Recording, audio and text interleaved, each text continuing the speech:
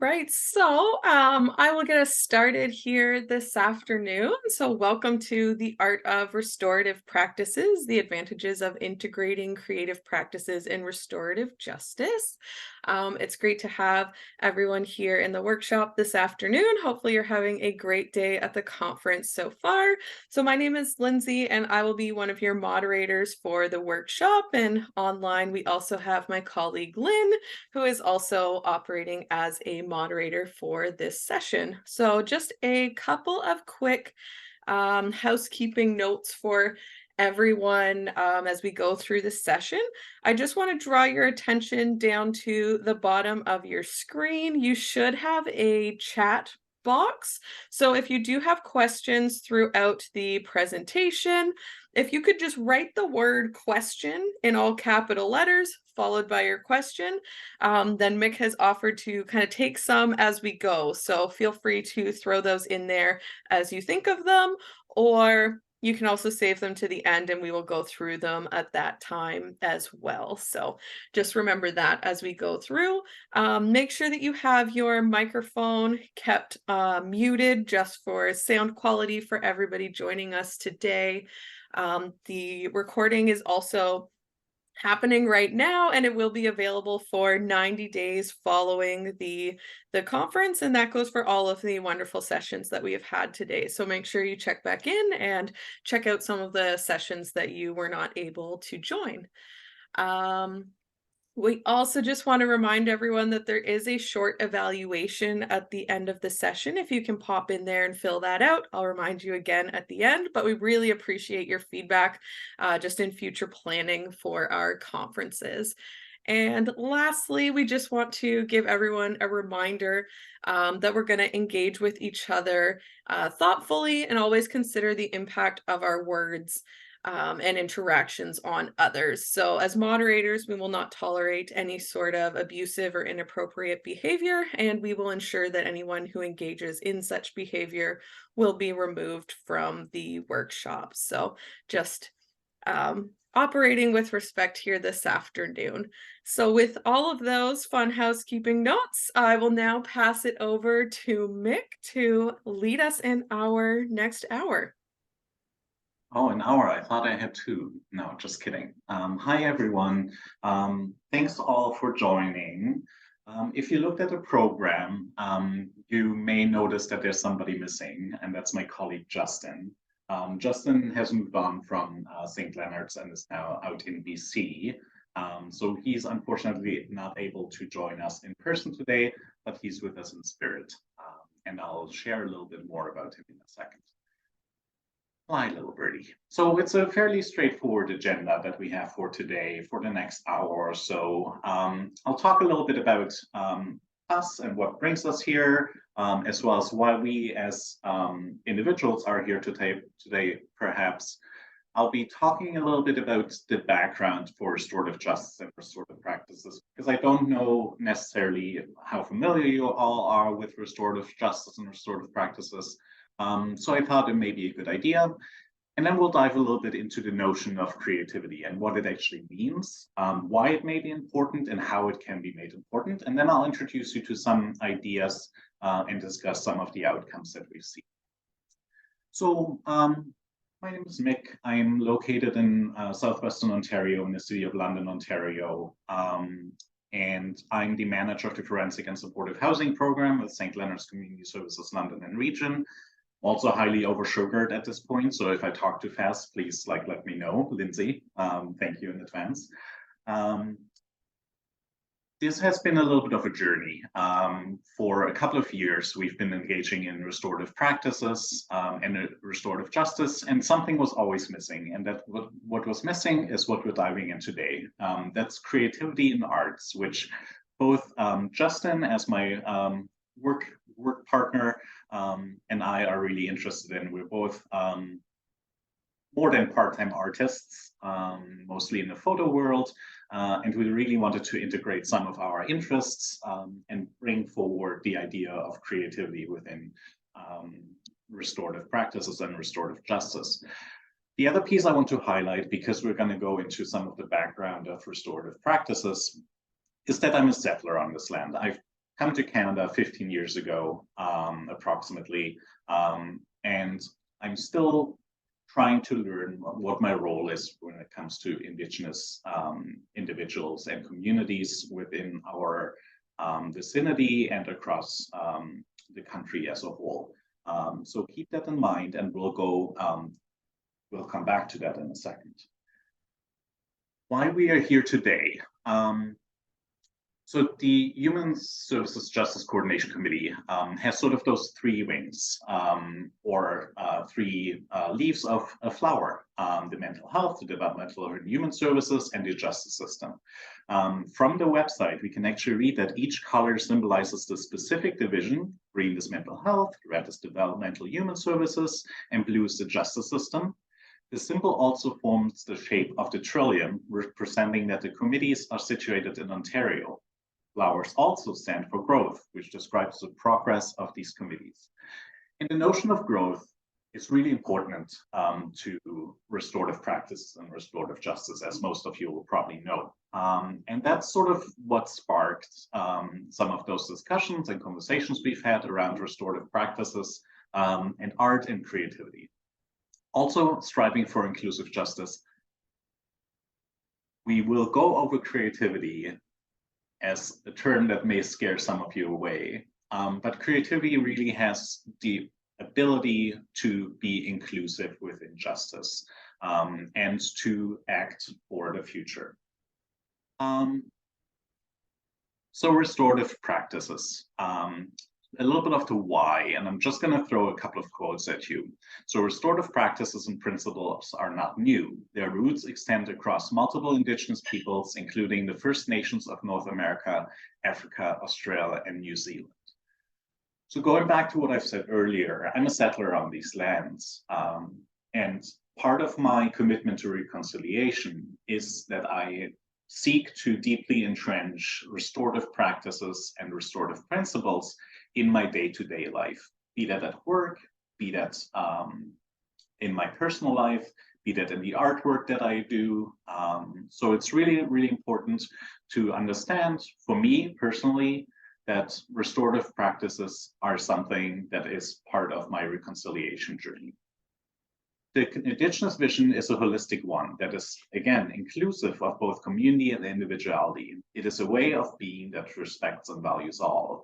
During challenging times and times of conflict, it is a practice that views harm and pain and even trauma as community issues, not just belonging to those immediately involved. Here we already see notions that seem to be at odds at times within our westernized notions of justice, in particular community and individuality.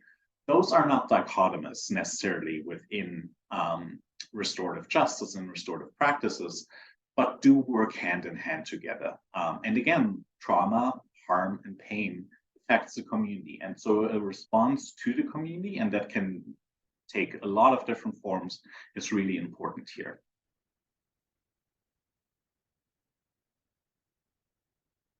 The basics of restorative practices are: there's an acknowledgement and repairing of harm caused by or revealed by wrongdoing.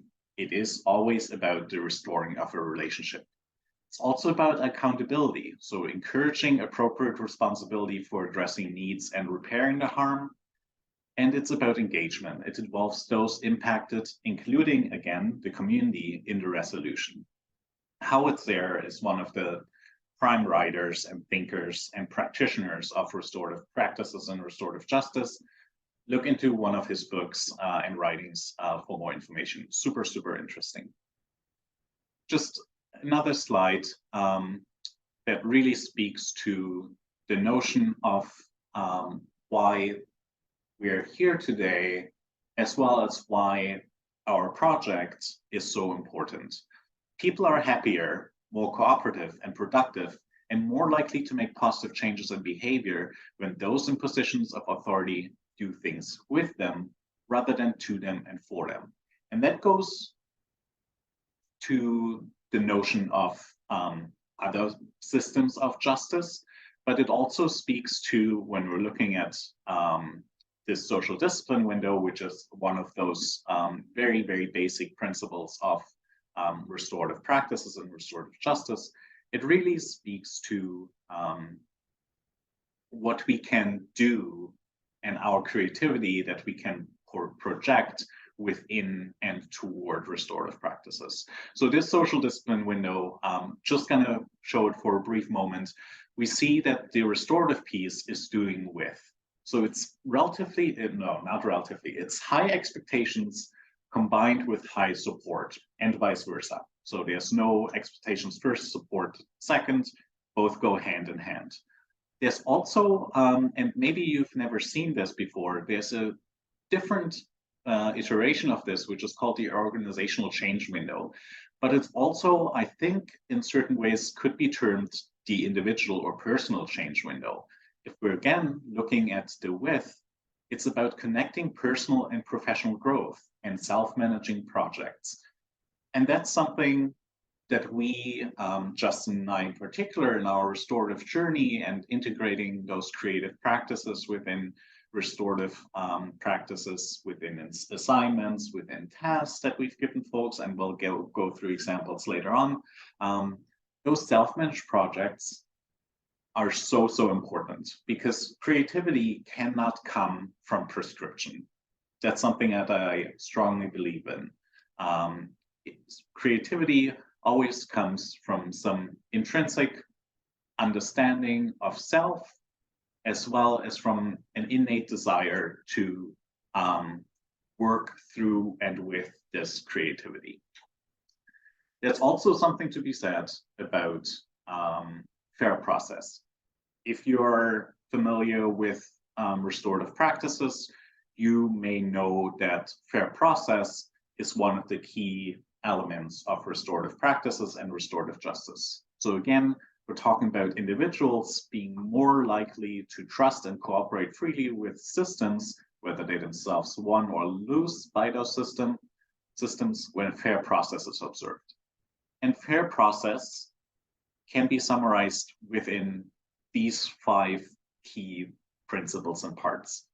It's about trust. It's about voluntary cooperation. It's about driving performance beyond duty and knowledge sharing. And just to dive a little bit deeper into this, because I'm racing a little bit through this here, building trust is so important through and within the criminal justice system. Working with folks that have significant criminal involvement and folks that are within the forensic system, there's something to be said about marginalization, disenfranchisement, all of those aspects that really push folks further to the margins and destroy the trust that they, if they ever had it, that they may have within themselves, within the community, but also within caseworkers. And the trust in self and the ability to actually do things is one of those pieces that our projects, our assignments, our drives really tries to instill and encourage. And we'll talk about this more when we get into the notions of creativity. Voluntary cooperation. Again, it's the notion of prescription. We will go over some assignments that we have or had for our community service order program. And there was a great sphere of choice that folks had to choose from different assignments, to choose, again, what assignment to complete. They also had choices when it comes to support. So there's voluntary cooperation within restorative practices really speaks to an understanding that, again, forcing folks to do things is not the way to go. We can also think about this in harm reduction terms, right? Treatment versus harm reduction principles. It drives performance. This goes to what I've said about building trust a little bit. So obviously, there's something to be said, again, about a person's ability and their belief in that ability. Fair process is about enabling folks. And that term is problematic, obviously. It's about empowerment in certain ways. It's also beyond duty. So we're not just trying to engage in restorative practices and in this fair process because we're duty bound or it's something that we have to do. The idea of restorative practices and principles, and again, this also goes back to voluntary cooperation, really speaks to an understanding of what we don't do because we're duty bound. What we do is because we're interested in it, we enjoy it, it contributes to our growth, and those are really important pieces. And then there's knowledge sharing. If we're thinking about some of our folks that we're supporting or that I'm supporting directly within the forensic mental health care system, they have not been able to form any relationships outside of those clinical contexts, often for decades. We have some young participants within our forensic programs that are in their mid-30s and have spent 14 plus years within the forensic mental health care system. They, because of that, have not been able to form relationships. We have some folks that are incredibly smart, incredibly creative, but their ability to share this knowledge, this creativity, even the knowledge that they have gained through the lived experience, has been just sitting with them. And creativity and fair process is a way of sharing this knowledge, of drawing out lived experience. So it's really important to keep fair process in mind when we talk about creativity and to reflect truly on each of those parts and points of fair process and how it plays into our everyday integration effectively of restorative practices. One of the last pieces I want to share with you when it comes to restorative practices, and this is where we problematized restorative practices in particular, is this restorative practices continuum. A lot of you will have seen this before. It goes from the informal to the formal. So on the informal piece, we have effective statements, effective questions. We have those small impromptu conversations somewhere in the middle. And then we have formal circles and formal conferencing. So the problematic that we've seen within our organization, as well as through the International Institute for Restorative Practices, a lot of the writing on restorative practices, a lot of the research that engages with restorative practices, is that there's a real emphasis on those interventionists, I'm going to call it, elements of circles and formal conferencing.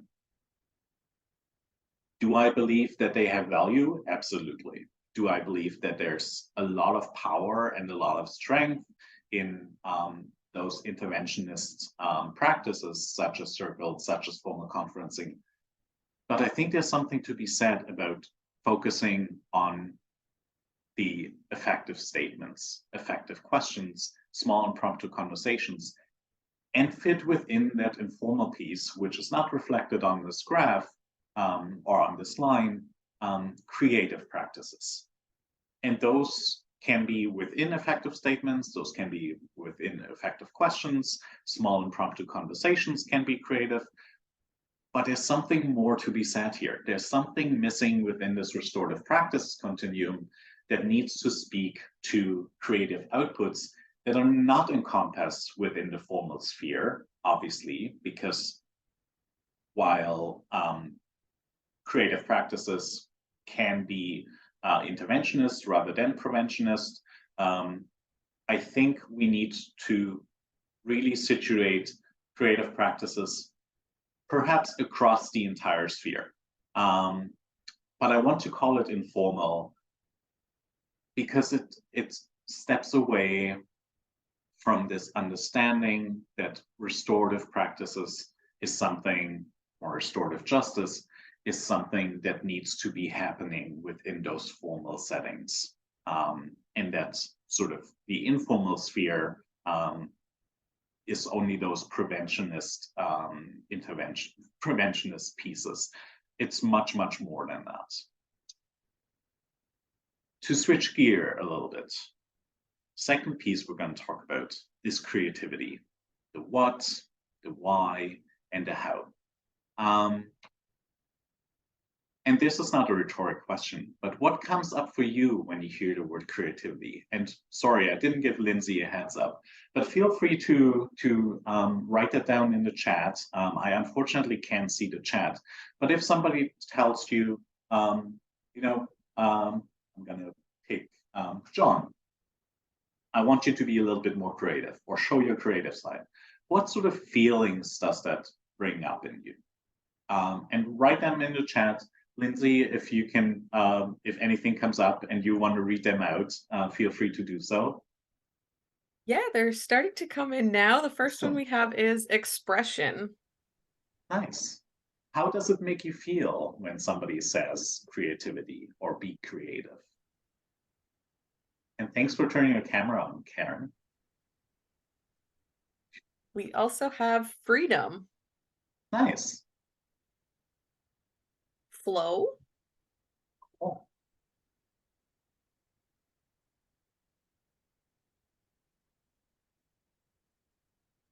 All right, that's a really good start.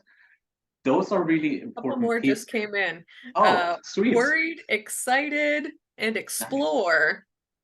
Nice. Um, so the reason why I wanted to throw this question out there to you, and we've seen this a little bit in those comments, is that creativity can provoke a lot of different feelings and a lot of different sentiments. I did a brief straw poll with like our staff here at St. Leonard's, including our senior leadership, some management, some frontline staff. And most of our folks were really excited when I said creativity or be more creative. But there's another side to this. And I think one of you said worried, being worried. I think there's something to be said about the word creativity invoking a notion of anxiety, the unknown. It's a little bit intimidating. What do you mean by being creative? It's intriguing as well, right? Like, oh, what is this thing, this creativity? What is it that you want me to do? Give me direction. There's also some hesitation perhaps in it because it puts us out of our comfort zone. It involves some risk taking.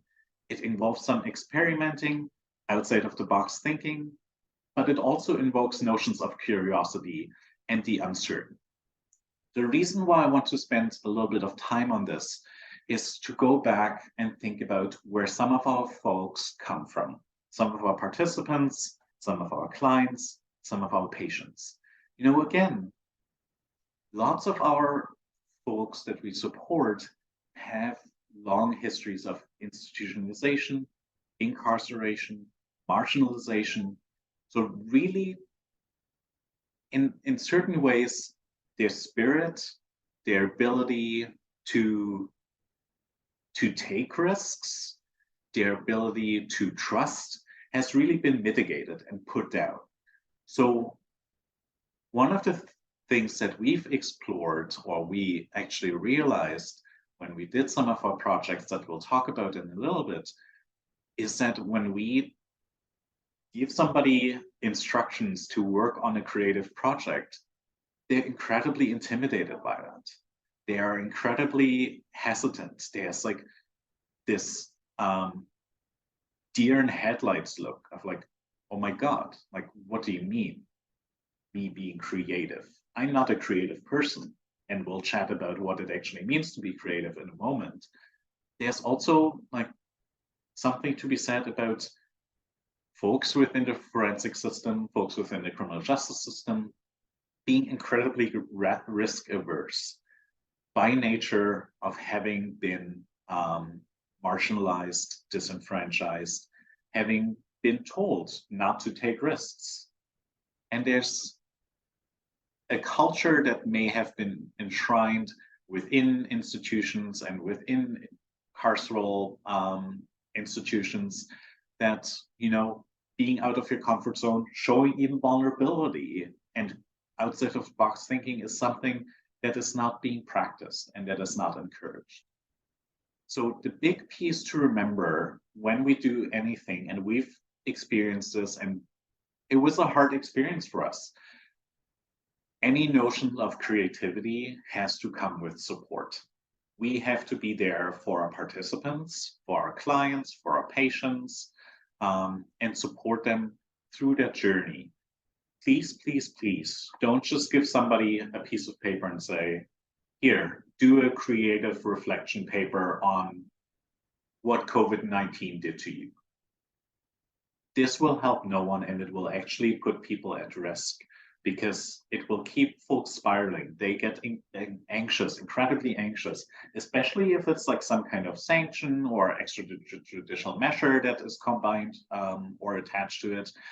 Please, please, please make sure that the vulnerable folks that we support have the support they need to think about and go through those motions with support. And we've had some really accomplished artists complete some really amazing work with us. We've had folks making furniture. We've had folks making incredible paintings that we'll talk about. But what we really found is that it needed that support really to be with our participants, our clients, and our patients to make this work happen. So one way of actually getting to get buy-in in certain ways and alleviate some of that anxiety, some of that hesitation, is to reframe creativity a little bit. One way of doing that is to talk about the big C, the little c, and the mini c. So the big C is Michelangelo painting the Sistine Chapel, and that's where we usually go when we think about creativity. It's like those great artists. It's about like those great writers, and not our little reflection papers. It's about those cultural artifacts within our Western world that when we throw the term creativity out at people, that folks think like, oh my God, I have no idea what to do with this. But reframing it means talking about the little c and the mini c. The little c are sort of those everyday practices of creativity. And they can be the hobbies we engage with and in. It can be, us doing creative writing. It can be, and the line between the little c and mini c can be a little bit blurred, but it's really those everyday arts pieces, those really accessible pieces of art that are, or of creativity that are captured within the little c. And then the mini c is a really interesting one because the mini c can be banter with your colleagues, sarcasm. It can also be the creativity we enjoy and employ when you think about education and when we think about learning and pedagogy. It's the creativity that drives us in, again, our everyday purposes. So I think one way of creating, for example, instructions of and for creative projects is to really think about how can I convey this idea of creativity and bring it to our target audience so that it does not invoke this anxiety. It does not invoke this like, holy shit, I need to create something and I don't know how to do this because A, B, C, D, E. I'm also not a creative person. It's one of the answers that we've gotten from so many of our participants. I'm not a creative person. I can't paint. Yeah, I can't paint either. But what I can do is the little c and the mini c. Those are those creative pieces that we can really employ in everyday life. And that's where we need to reframe it and what we need to reframe it to.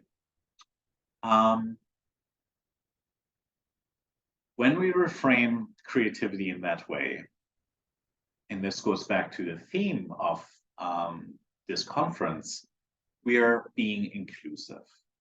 we are making sure that creativity, the arts, whatever that means, that culture becomes accessible in certain ways, also becomes participatory. And that's what restorative practices are all about, right? It's not to be the recipients of justice, but it's about being a participant within your own process and within the process of establishing and restoring justice. It's also collaborative for us as practitioners, but also for those folks that actually do those projects. It's collaborative in a lot of ways, and a lot of those pieces come back to the notion of support. It's ensuring that support is available, and that support can be like bounce ideas of me. It can be, oh, you need the support to actually craft something. Oh, you need a workspace. Let me reach out to our support systems. It's also collaborative in the sense that, and I'll introduce you to an example of that later on.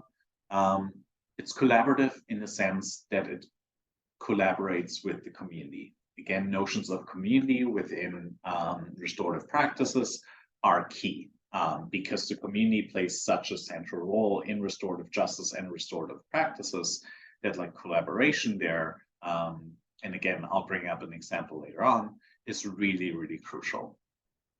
It also contributes to self-actualization, right? When we think about creativity and think about folks having been institutionalized for decades, folks having been in jails for years, in prisons for decades.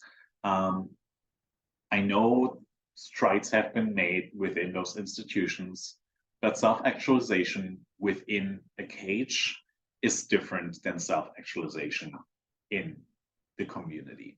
And again, we need to be mindful of it not being prescriptive. We need to be mindful that self-actualization actually comes from the self. There's a great notion of agency that rests in creativity, but also in restorative practices. Because, and I didn't talk about this explicitly, but restorative practices is about taking accountability. And it was on one of our slides before.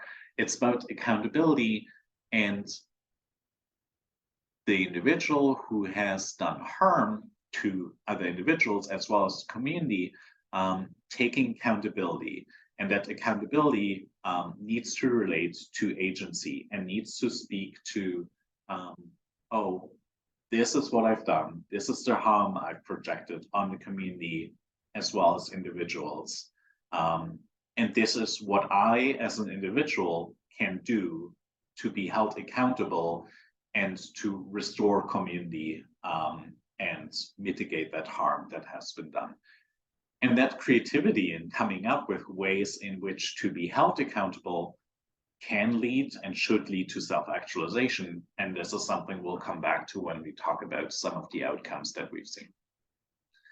It's also about building connections. Again, going back to the notion of long-term institutionalization, hospitalization, incarceration. Connections to the community have been lost.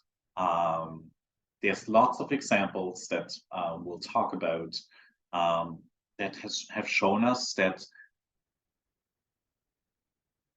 the why of creativity, one of the whys is to build connections. And that can be the connection to a caseworker or a case manager, but it's also the connection to the community. It's the connection to self.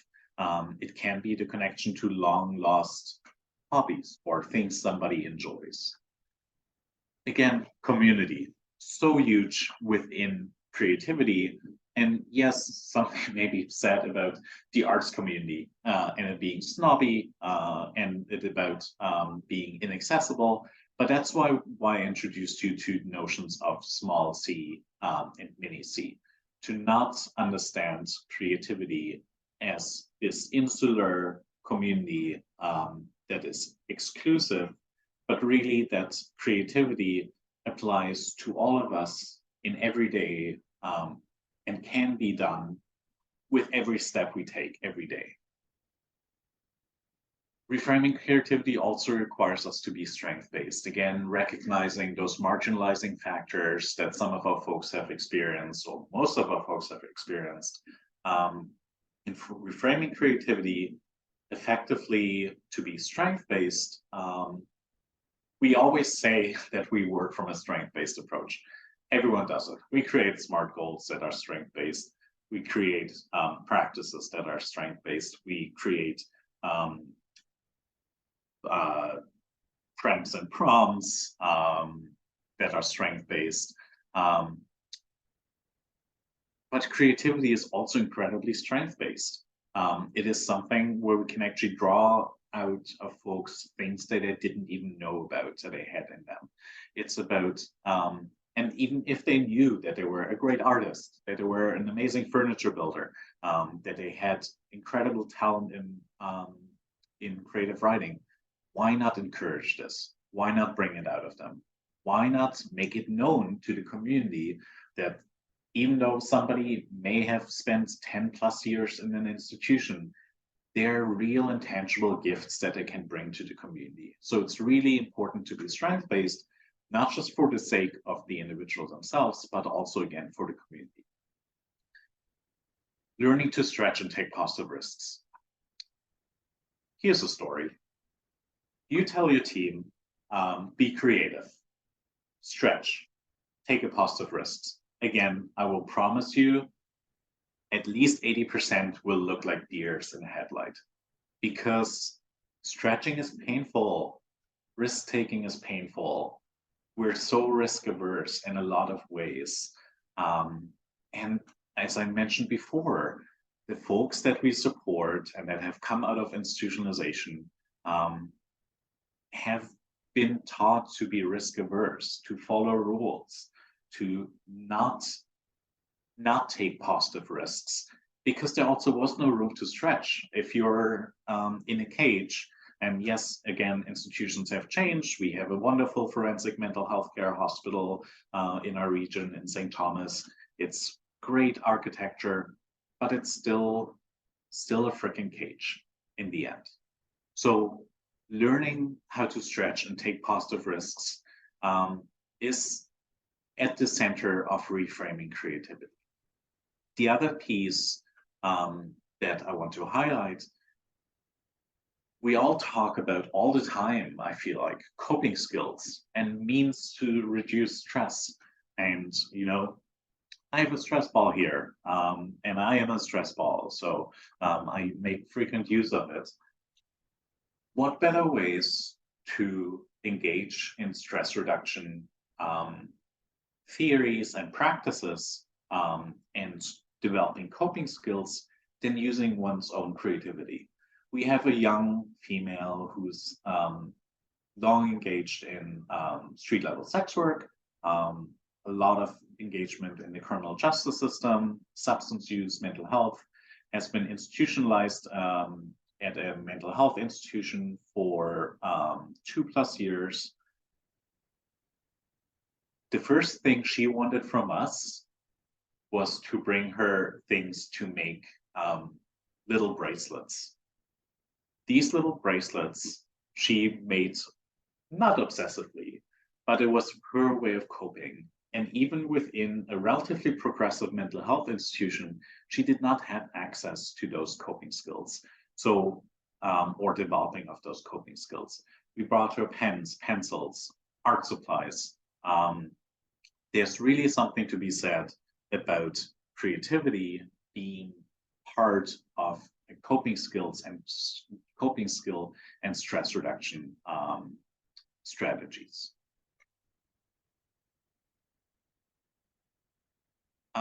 We also need to reframe creativity in light of restorative justice practices. And there's a lot of pieces, and we'll talk about those tangible examples in a moment. Reflective art, reflective practices are at the center of restorative practices. If we think about accountability, and I just always imagine somebody walking into an empty room when engaging in restorative practices and really reflecting on the deed that has been done to individuals and to the community and the harm that may have been done. Effectively, restorative practices innately are reflective art, are reflective practices, because it requires this accountability piece, and it requires the individual involved in restorative practices to really be creative about reflecting, right? Like, in a lot of ways, it may come natural. In a lot of ways, yeah, I messed up. I did A, B, C, D, E. And that's the easy part of restorative practices. The difficult part is the reflection upon those practices. The difficult part is reflecting, oh yeah, I smashed in a window. I did $500 of damage by destroying that window. But then reflecting on, hey, what's the impact? What's the impact on psychological safety? What's the impact on the community? What's the impact on safety? So those pieces, those reflections are effectively pieces of creativity.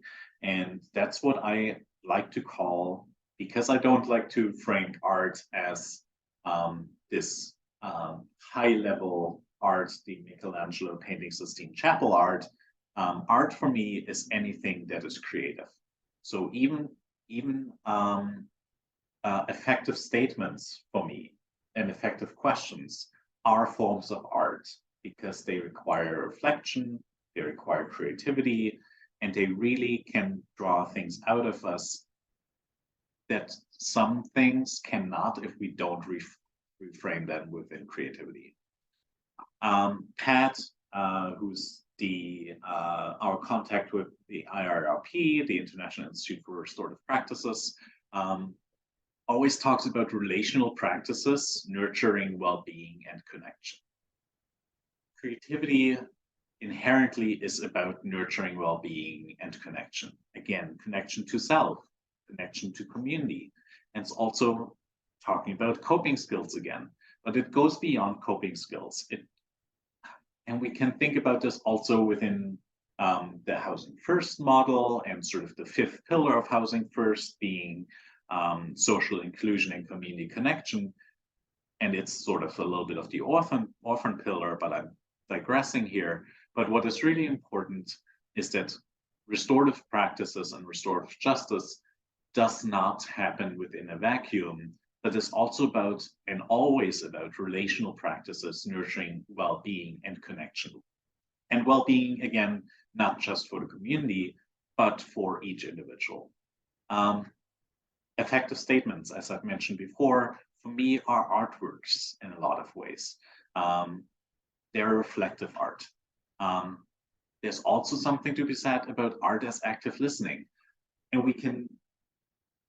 I bashed a little bit on restorative circles and formal conferencing earlier, but listening is also an art form that lots of us have lost, actually, I would say.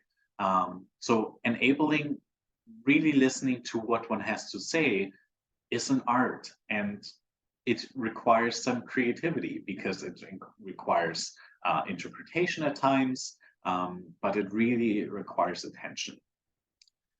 Creativity and art are also dialogical.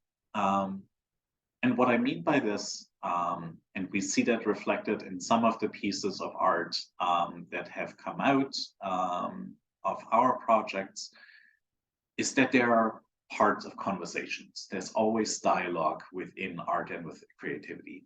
And we've had this amazing painting, and I'm just going to share this story briefly because we still have some time.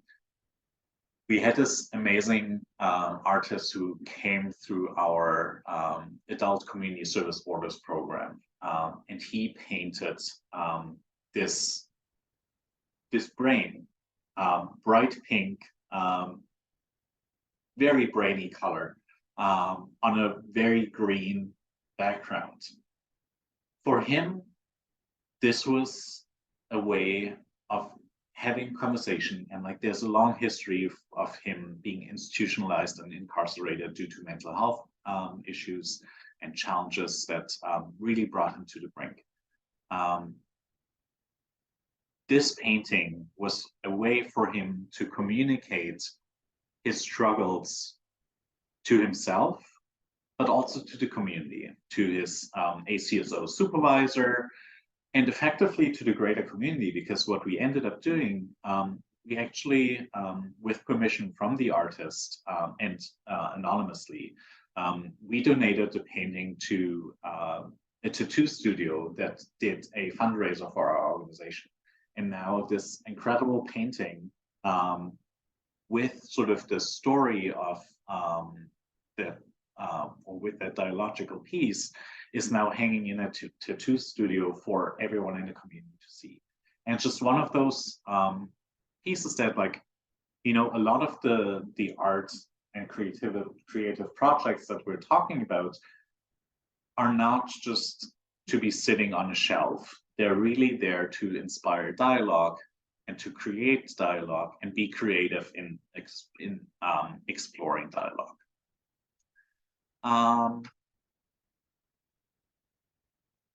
There's something to be said about power dynamics, even within restorative practices. We always seem to go to notions of restorative practices and restorative justice, either doing away with or distributing power.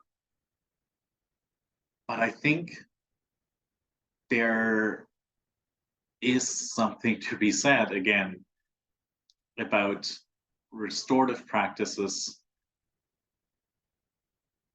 really needing to, and I don't want to dive too deep in this because this is a whole other topic and subject that we can talk about for hours. I think power dynamics, we really need to be mindful of, because power dynamics, even inadvertent ones, can subvert the restorative nature of an encounter process. Creativity has the ability to divert some of those power dynamics, because it puts us on an even playing field. If we are, again, engaging in a supportive relationship, if we reframe creativity as small c and mini c, and if we really consider creativity to be that everyday creativity that everyone can do, that all of us engage with all the time.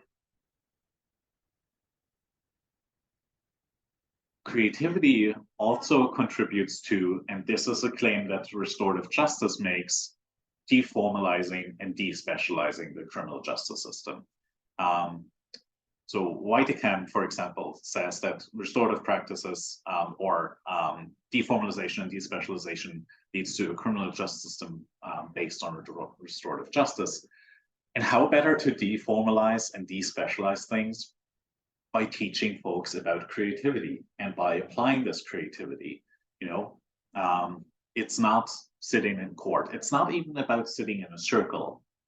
It is not that you need specific knowledge or abilities to participate in this restorative process. It's about deformalizing and despecializing and really bringing something to the table that everyone can bring to the table. All right, let's bring some ideas to the table. And I hope that we'll have a couple of minutes at the end so that maybe you can throw in some ideas. Who do we engage and get buy-in from? Literally anyone. We need to think about our values. Looking at some of the presenters that are with us this week, and I looked through some of their mission, vision, values. Advocacy comes up all the time. Inclusion comes up all the time. Collaboration comes up all the time. Accountability, social justice, self-determination, and all of these pieces, and I want to leave some time at the end, all of these pieces come up within our values with all the projects that we proposed and that we actually practiced. One of the programs I'm managing is the Mental Health Justice Supportive Housing project. And we We're still working on this, and unfortunately, I can't show you any of the results of it because our consent just doesn't go that far. And consent is really, really important when thinking about creative practices and using those creative outputs. So we effectively gave our participants disposable cameras with 24 images on it and told them, tell us about your journey in the community and how you engage with your community restoratively. Um, Very little other instructions given, and the results varied significantly. Um, a lot of folks, again, supportive housing program, um, first time they've been housed in decades. First time that they're out in the community unsupervised in decades. Really a good way of engaging with the new community. Some of our folks, and we obviously encourage this, go on daily walks, and they just documented with their creativity the daily walks they've taken. It's about storytelling, about where they came from. Some like took photos from where they grew up. Some took photos of the inside of their apartment.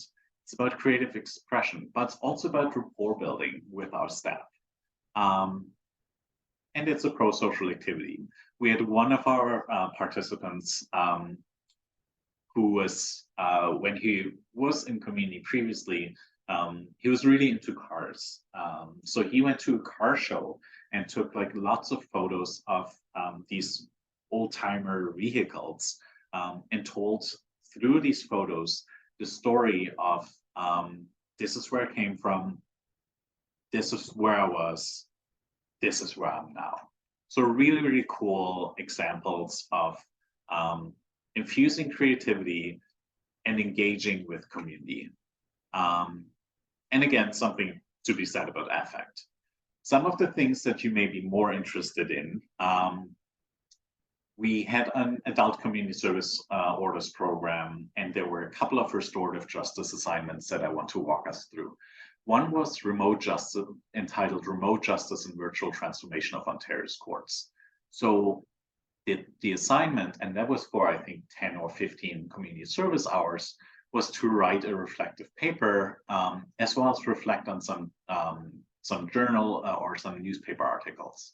So some of the questions, and again, be creative in your creative production and be creative in the questions you're asking. What have your experiences attending court through Zoom and other media apps been like? Please tell us your story. Again, notions of storytelling, going back to the very roots of restorative practices. And then also being creative in finding solution. Lived experience, really, really important in all restorative practices, I think. Another assignment was mental health resilience during COVID-19. Again, a reflection paper, grappling with stress, anxiety, loss, grief, and healing. Talking about and being creative with like those strategies for coping with quarantine and isolation, and what have you already used in your daily life to get you this far in the pandemic. And you would be amazed at like what creative structures and examples came out of this. Again, talking about this young female and her this bracelet building, but so many more examples here. Even writing an apology is a creative endeavor. And yes, there are drafts, but we began this process with reviewing and reflecting upon some apology letters. There were apology letters that we supported our folks to access about graffiti. Most of us will probably know about the apology letter that the Dalhousie's dental students posted on their Facebook group about their conduct.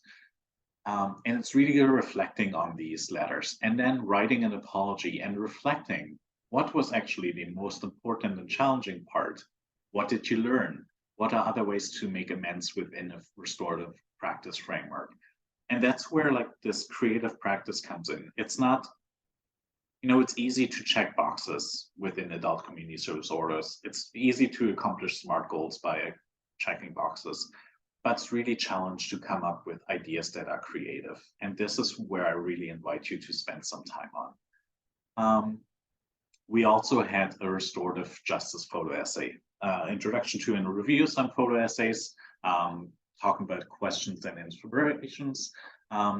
and then developing their own ideas for photo essays. We had, again, access to disposable cameras. Some of our folks did it with their cell phones, and really focusing on images that are relevant to charges, time on probation, ways one is trying to restore one's own place and community. And how do these images reflect your experiences in the justice system and ideas about restorative justice? So some of the outcomes we've seen, and I'm sorry, I'm racing through this now. Creativity is an outcome in itself that should be celebrated. And we've seen this, and we've enjoyed so much, or have seen so much joy in folks discovering their creativity. And hence self-actualization, I talked about it a little bit. Psychological safety, right? Like recognition of what somebody can do, having involvement and influence over one's own life. Really, really important. We've seen this develop through creative practices in restorative justice ways. Also create a better understanding of restorative justice and what needs to be done within one's own life. And embedding restorative practices and justice in everyday life goal, and building community. Sorry for that rush at the end. I hope this was helpful. If you have any questions, if you want more examples, please feel free to email me. I'm fairly good at getting back at people. Lindsay, I don't know if there's any questions. I'm sorry I left so little time at the end. No worries. I don't see any questions in the chat yet, but we'll maybe give just about a minute. And if there's somebody with really quick fingers, they might be able to sneak one in. Awesome, thank you. And thank you so much. I know there's so many super interesting topics happening at the same time as this one. So I really appreciate your time. And don't be a stranger. Honestly, email me about anything. I have great puns and jokes that I'm happy to share with anyone. And yeah, that's, I think, what I'll leave it at if there's no questions. Yeah, you're getting lots of acknowledgments in the chat that it was a great presentation. You, that's very Um, kind of all of you. and someone said they'd be curious to know whether clients feel more self-efficacy having learned they do have creativity within. Absolutely. So I think there's something I think that is worth highlighting. And you know, creativity and life skills is something that we didn't talk about today. But you know, once somebody is able to employ creativity in everyday life, everything seems to become easier. And again, talking about the individual who went to take the photos of the old-timer cars at the car show, we've seen a noticeable shift in his demeanor toward the community, toward his independence, but also in rapport that he had with the participants. And we obviously actually developed those photos and gave them to our participants. So, and that was partly self-interested because I love doing that kind of stuff, developing photos. But it was so much fun and for everyone involved. So I highly recommend, and it's so easy to do. Great. Well, a lot more acknowledgement of how wonderful the presentation was. I Thank did you. post your contact information in the chat Awesome. as well, just in case anyone wants to connect to you. So I'll just give a final reminder to everybody to please go into the session page and fill out the evaluation. It just helps in future conference planning. And there's also back in the main room on the platform, there's going to be closing remarks starting in just a minute. So if everybody can just extend their thanks to Mick for joining us today and sharing this really insightful presentation, and enjoy the rest of your afternoons. Thank you, Lindsay, and thank you, Lynn, and thanks everyone.